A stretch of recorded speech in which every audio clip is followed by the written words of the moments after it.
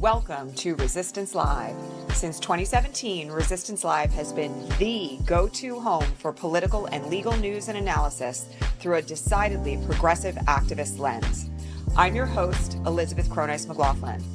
I'm a former Wall Street and human rights lawyer, a lifelong organizer, and a leadership and impact consultant for all those seeking to lead big progressive change in these incredibly challenging times. To get bonus broadcasts, ask questions, and more, don't forget to become a paid subscriber to the show at patreon.com/resistancelive. And to learn more about what we do to help progressive leaders everywhere, check out GaiaLeadershipProject.com. And now, here's today's show. Well, because it's never a dull moment under Trump, we have immediately breaking news that just hit the wires about 3 minutes ago. Welcome to the show. It's the 26th of November, 2025. And it's going to be like this. I don't think we're going to get much of a break over Thanksgiving, you all. All right, we have to talk about Kristi Noem. I also want to flag for everyone that there is news that I will get to in just a minute out of the Fulton County prosecution of Donald Trump and his friends. All right, let's talk about Kristi Noem for a second. And I have a lot of other questions to cover and some good news also. So it's not just all a bad news day, but you're not going to be happy about Fulton County. All right. First things first. Yesterday, in a filing before Judge Boasberg, who you all will remember is the judge who ruled when the planes were on their way to CCOT in El Salvador, that those planes had to be turned around because due process rights had been denied to the people that had been picked up by the Trump regime who were on that plane, okay?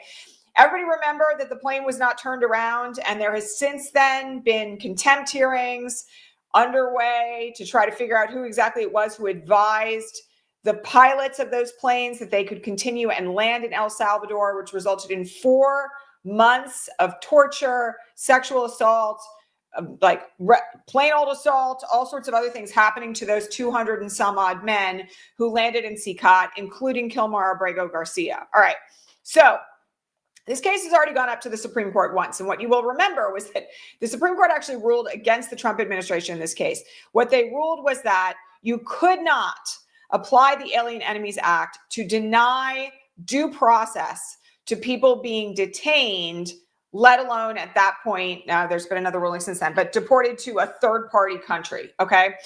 After it came back down to Judge Boasberg, he began initiating contempt proceedings.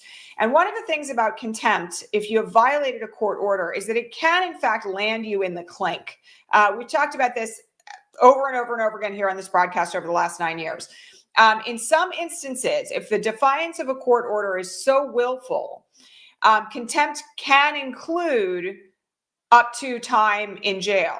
So Judge Boasberg has been investigating all of this and has asked the DOJ repeatedly for information about who it was who gave the order that the plane had to turn around. And there are looming hearings coming up in this case also. We've seen witness lists as recently as the last couple of days for a hearing about this. It included now Third Circuit Court of Appeals Judge Emile Beauvais, all right? But in a filing that was filed yesterday, Trump's DOJ did something rather shocking, because my perception of this, and I think the perception of a lot of people, was that it was the DOJ, including Beauvais, because we already have all this stuff in the public record about how he said basically F the court in response to these judicial orders that were coming out against the regime. We all thought it was him. And what the DOJ has said now is that actually it was Kristi Noem who told the pilots of those planes that they could continue to land in El Salvador. So now what they have essentially done is put Kristi Noem in the crosshairs of Judge Boasberg. Now, of course, Judge Boasberg is going to hold an evidentiary hearing on this. He will take testimony. He will weigh the reliability and the trustworthiness of the various witnesses who give testimony on this front. The plaintiffs already have their own witnesses lined up to testify about this, including whistleblowers who left the DOJ as a result of being told to defy court orders, okay? So this story is not quite done yet, but I will say, I thought it was a remarkable decision, and I'm laughing, by the DOJ to throw the director of Homeland Security under the bus, which is essentially what they did. And we'll have to see what the end result of this, but I do just want to remind everyone that Boasberg has not been happy about this from the moment that it happened, because he said on the record on that Saturday night, you've got to turn those planes around. And the DOJ apparently tried to thread that loophole by claiming that because it wasn't in a written order, it didn't count, which every lawyer who knows anything knows that that's bullshit. So there was already going to be a problem here, right? The question now is where the chickens are going to come home to roost. And frankly, we don't know yet whether or not it's going to be Kristi Noem. And I will say that whoever made this judgment call, because I don't want to presume that it wasn't her, deserves to be held in contempt of court, along with everybody else who executed it, knowing what the judge had ruled. But all this said at this point, she's under fire from this judge, and we're going to have to see what happens next. I was quite surprised by this, frankly, because all the other information that we had out there was essentially that it had been Beauvai's call. And, you know, we may, for the first time ever, see a federal circuit court of appeals judge also potentially held in contempt of court, which is fascinating in and of itself. All right, so there's more to come on that. All right, let me talk about Fulton County now. So literally like 2 minutes before I came on the air, there was an announcement from the district attorney's office in Fulton County, Georgia, that they are dropping the case against Trump and his co-conspirators. Now, a couple things I want to say about this. Everybody who has been following this case since it was first filed in August 2023 knows that in recent months, after it was reviewed by the Georgia Supreme Court, the Georgia Supreme Court told the DA's office, because of the terrible scandal of Fani Willis having had a dating relationship with a guy who then was a prosecutor, not even any conflict of interest, was ruled by the judge in that case that it was only an implied conflict of interest, an apparent conflict of interest, not a real one. The Georgia Supreme Court advised her that she needed to, or advised the office rather, the office of the district attorney, that they needed to find another prosecutor or the case could not proceed. And so rather than going ahead with this big RICO case, which has still had some consequences, they're going to drop the case. And frankly, I think it's a tremendously bad sign for our democracy that that's the direction they decided to head. I will tell you that, you know, we've seen Bolsonaro in Brazil, who orchestrated a similar coup attempt to January 6th, remanded to prison in the last few days to start serving in like a decades-long sentence for his efforts to overthrow a lawful election. And that's frankly, you know, what should have happened here, right? Under our system of justice, we should have seen Trump and all the people who were involved in the fraudulent elector scheme, involved in January 6th, prosecuted and met with accountability from the jump, all right? The only thing that I will say about this from a silver lining perspective is that Fani Willis's initiative here in filing this case did result in the long run in the disbarment of a number of the lawyers who had been involved in the fraudulent elector scheme. You will recall that there were several people who pled guilty in exchange for their testimony. And those pleas are not waived, do not vanish as a result of the fact that the case has now been dropped. And the terms of those pleas for anybody who was an attorney was that they would give up their bar license. So while I'm really not pleased about it from a long-term perspective, from a democracy perspective, it wasn't a total failure. And I do want to say to everybody here something that I said all along with this, which is that this attempt to come after Fani Willis, notably a Black woman prosecutor, you know, they're Trump's favorite targets. Letitia James is under indictment right now. I mean, that case was dismissed this week, but they're coming back for her. You know, one of the things that I want people to understand here is that this entire thing was a setup. It was orchestrated by a defense attorney when there are defense attorneys on that team who are married partners, okay, to try to engineer a means of getting the case removed on a putative claim that a prior relationship that Fani Willis had with the man who then became one of the special prosecutors on that team should somehow negate an entire effort to hold the people who tried to overthrow a presidential election accountable. And all of this from the standpoint of where things sit is reprehensible, right? It's just reprehensible. It's reprehensible that it worked. It's reprehensible that they even tried it. And it's shameful for our democracy. So, very bad news on that front today. All right. On the good news front, because there is some good news today that I want everybody to know about. Just a few moments before we went on the air, also, the 11th Circuit Federal Court of Appeals upheld a $1 million fine against Trump and Alina Habba for their essentially frivolous lawsuit against Hillary Clinton and Perkins Coie and a number of other people. They alleged their own RICO suit. This case was crazy. Against Hillary, against Perkins Coie, against a bunch of people who were on the Hillary campaign in 2016, claiming that they tried to paint Trump in a bad light to throw the election. This was perhaps, of the crazy lawsuits that Trump has filed, one of the most insane. And it was so far off the rails, so far outside the realm of an ethical filing, that the judge in that case did in fact fine Alina Habba as Trump's attorney and Trump himself for wasting the court's time and for wasting the time of this huge number of alleged defendants. So they will be paying that fine. They're going to try to appeal it to the Supreme Court, but this is not a case of national importance that is necessarily going to land there. This was a private lawsuit, okay, when Trump was no longer the president, and it's civil. So that's a tiny bit of good news today to keep everybody happy. All right. Another bit of good news, and this is really significant. I talked about this yesterday a little bit.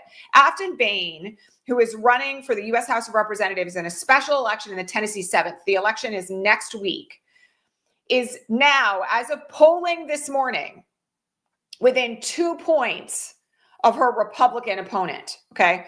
And actually, from some internal polling, is apparently right now predicted to win that election by 1 to 3 percentage points.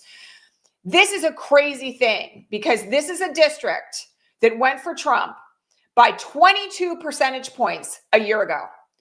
And right now, there is a strong possibility that Aftyn Behn, who, by the way, is a tremendous progressive, right, has spoken out against genocide in Gaza, is running on a very similar platform to what we've seen successful progressives running on in the last few months, all right?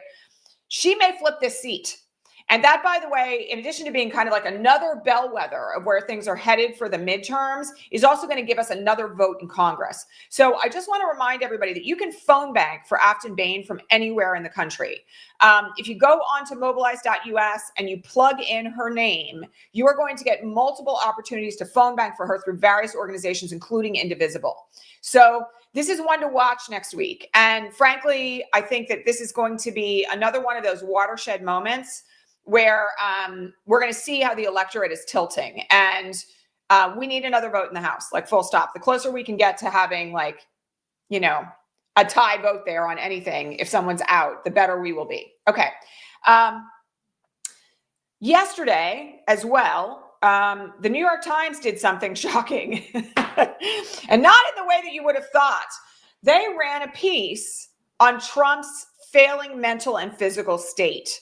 Now, many of us have been waiting for this for years, and I don't want to claim, if you've read the article, I don't want anybody to claim that it was anything close to the attacks they made against Joe Biden, but they did have video. They did have video in the online version of Trump falling asleep in the Oval Office in a meeting with pharmaceutical heads last week. Literally, they had the whole video of him nodding off, unable to keep his eyes open. They talked about, the mysterious bruise on his hand. They talked about the fact that he went for an MRI, but has refused to disclose what it was for at Walter Reed.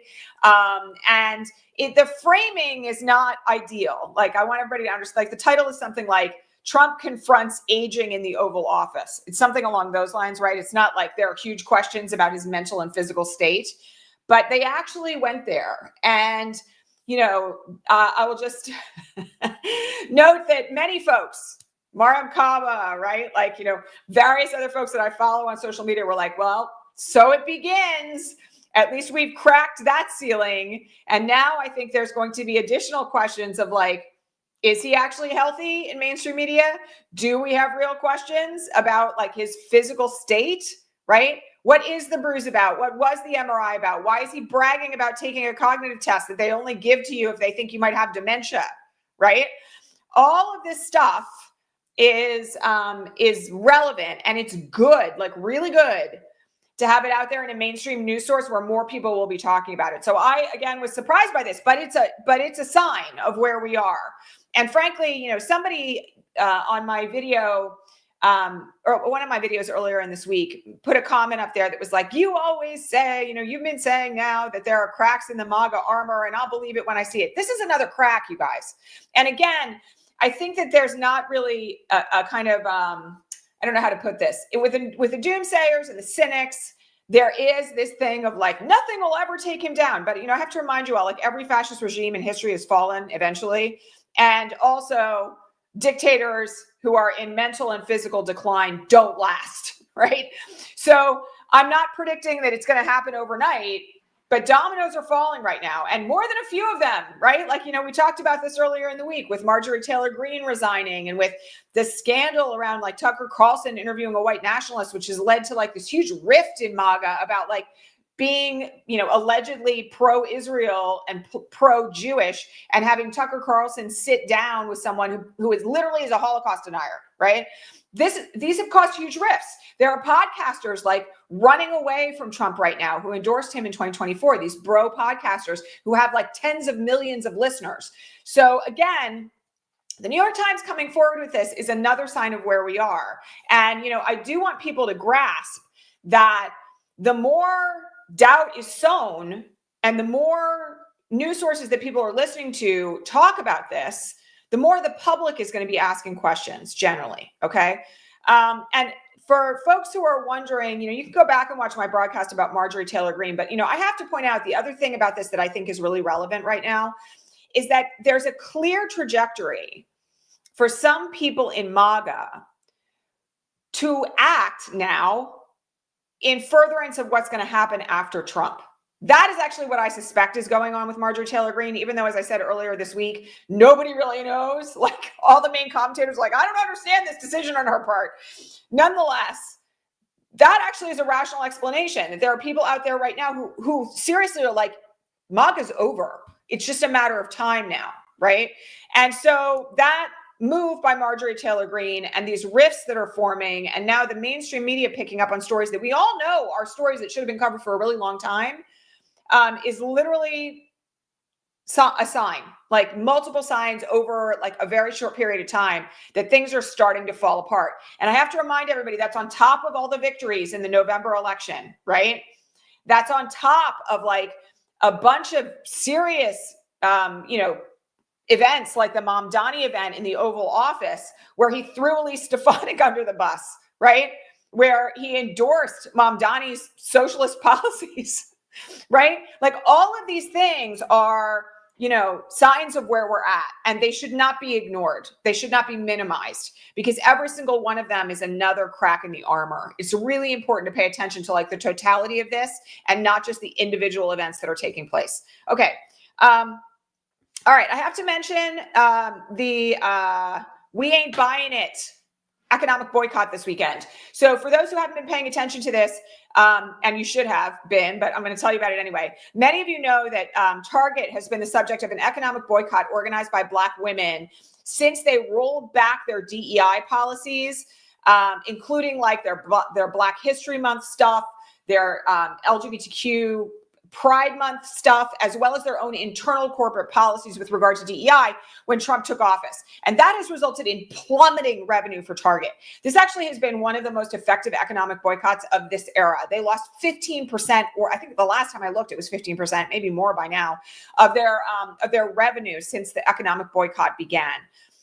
We Ain't Buying It is a similar endeavor, but it is also targeting Amazon and Home Depot. Amazon for providing resources to ICE, Home Depot for actually like, I mean, I have to say right now, Home Depot, the layers of evil inside that company right now are terribly disturbing to me, and they should be to all of you as well. I mean, Home Depot provides goods, right, that are used by a majority Latino construction, building, repair class of folks, right? And they have allowed ICE to round people up in their parking lots and in their stores. So while catering to that community, they have simultaneously put a target on their back. So they're taking their money and then they're putting them in a place where ICE can actually like rip them off the streets and kidnap them. American citizens are not. And so, you know, I just want to remind everybody that the We Ain't Buying It boycott is now, it actually started Tuesday, now through Cyber Monday. And this is an opportunity where, like, if you have to do shopping right now, you want to get a jump on like holiday shopping or whatever, please buy local, buy small businesses, preferably Black and brown owned businesses, women owned businesses that are keeping your local community afloat. All right.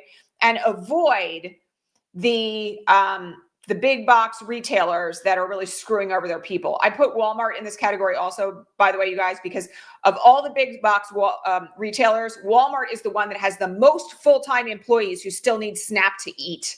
And that family of billionaires could spare some money so that their greeters could make a living wage, right? So again, I just really want to, let everybody know, you know, that this is something that you need to do. Also, if you have not been paying attention, there is an ongoing, I love this campaign. So let me just share it with you. There's an ongoing campaign called Get ICE Out of, De-ICE Home Depot, I believe is the name of it, where people have been going into Home Depots, buying a 17-cent ice scraper for their cars, and then immediately getting in the return line to return it. And what this has done in the Home Depots where this campaign has happened, there's one ongoing in Monrovia, California, is that it has slowed down their customer service to the point that they have not been able to actually check people out. And that, by the way, has cost them a lot of money, right? And it's a very easy way to stop the functionality of a local Home Depot if it's done en masse, all right? And so there's lots of really creative ways right now of creating economic road bumps. But you know, that's not the right word, whatever. The economic stoppers for the companies that are actually causing the most harm right now. So we ain't buying it. Let's do it. Let's see what kind of an impact we can have. Shout out to all the incredible Black women who have been involved in organizing this effort. And it's really where we should all be heading at this point, because if we can manage without these enormous billionaires who are contributing and enabling the Trump regime, we can also start to build like better systems for everyone that are not reliant on those, right? So in any event, very important to get involved with that. All right. The other thing I just wanted to note here is that there is a new poll out in the last 24 hours through Forbes that says that 1% of Americans think that business conditions are great right now in the United States. 99% think they're not.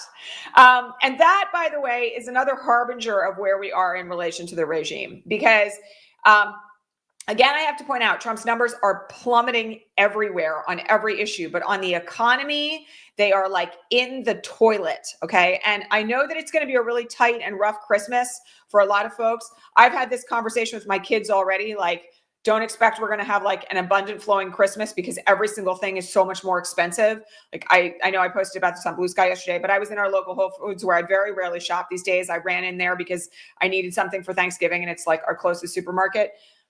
They're selling pumpkin pies for $13.99. These tiny little pumpkin pies for $13.99.